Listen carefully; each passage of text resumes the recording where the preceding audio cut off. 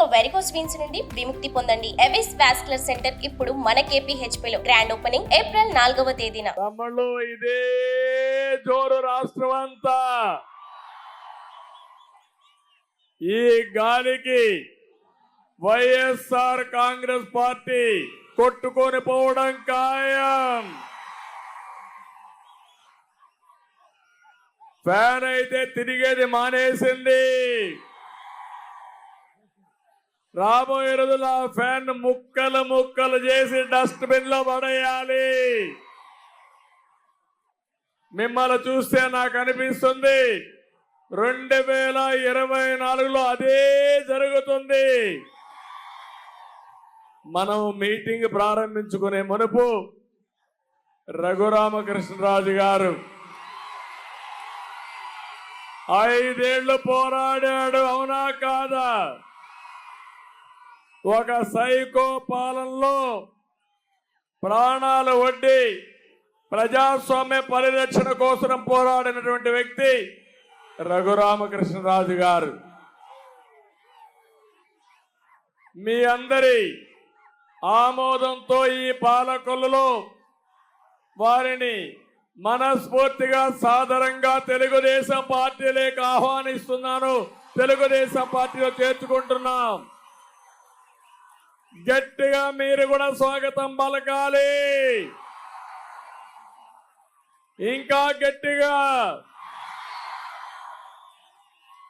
మనం ప్రజాస్వామ్యంలో ఉన్నామా లేదా అని మిమ్మల్ని అడుగుతున్నా. ఒక ఎంపీ తన నియోజకవర్గానికి రాకుండా చేసిన దుర్మార్గుడు ఎవరు?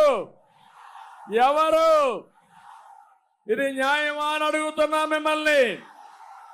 ఏం తమ్ముళ్ళు న్యాయమా అని మిమ్మల్ని అడుగుతున్నా.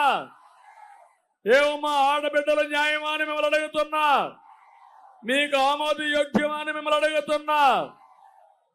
ఏంటి అరాచకం? ఏంటి సైకో పాలన?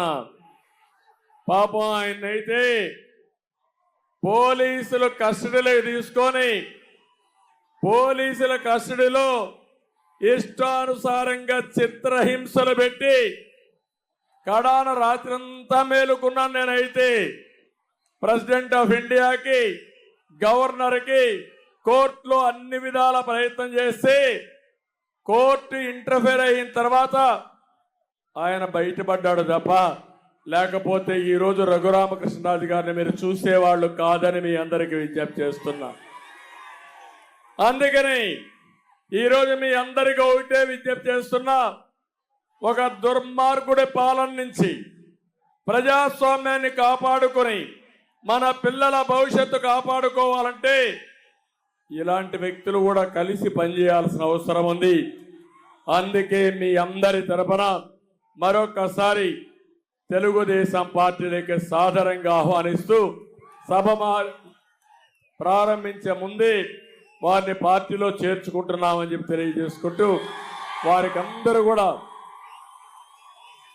గట్టిగా చప్పట్లు కొట్టి హర్షాన్ని, ఆమోదాన్ని, ఆయన జరిగిన అన్యాయాన్ని ఖండిస్తూ మళ్ళీ మీరందరూ కూడా ఆయన ఆశీర్వదించమని, నేను ఈరోజు తీసుకున్న నిర్ణయాన్ని కూడా మీరు స్వాగతించమని మరొకసారి అందరినీ కోరుకుంటున్నా.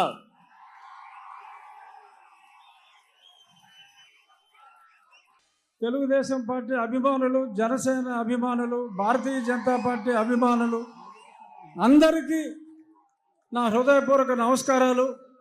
ఈరోజు పెద్దలు నారా చంద్రబాబు నాయుడు గారు గతంలో నా ప్రాణాలకి ముప్పు వాటిల్లినప్పుడు ఆ రోజు రాత్రి ఆయన నిద్రపోకుండా లాయర్స్తో మాట్లాడటమే కాకుండా నా కుటుంబ సభ్యులు అందరినీ, నా భార్యని, నా కుమార్తెను, కొడుకును కూడా తొందరపడొద్దమ్మా, నేను ఉన్నాను అని చెప్పి, ఉన్నాను విన్నాను అని సొల్లు కబుర్లు చెప్పేవాళ్ళు కాదు.